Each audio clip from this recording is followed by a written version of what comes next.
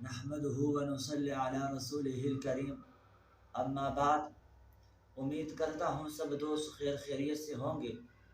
تو آج کی اس ویڈیو میں ہم بیت الخلاء سے باہر نکلنے کی دعا سیکھنے والے ہیں۔ تو حضرت ابو ذر غفاری رضی اللہ تعالی عنہ فرماتے ہیں کہ جب سرکار دو عالم صلی اللہ علیہ وآلہ وسلم بیت الخلاء سے نکلتے تو یہ دعا پڑھتے: غفرانک الحمدللہ الذی اذھب عنی الاذی وعافانی۔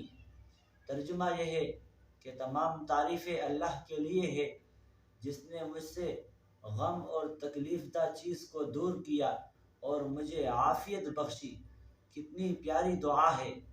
اس دعا کے پڑھنے سے ایک تو اللہ رب العزت کے نعمت کا شکر بھی ادا ہو جاتا ہے، اور دوسرا یہ کہ حدیث پر بھی عمل ہو جاتا ہے۔ تو ہمیں کیوں ان دعاؤں کو یاد نہیں کرنا چاہیے، بلکہ ہمیں تو ان دعاؤں کا باقاعدہ اہتمام کرنا چاہیے اور ان دعاؤں کو یاد کر کے اپنے معمول میں لانا چاہیے۔ تو امید کرتا ہوں یہ ویڈیو آپ دوستوں کو پسند آئی ہوگی۔ جزاک اللہ۔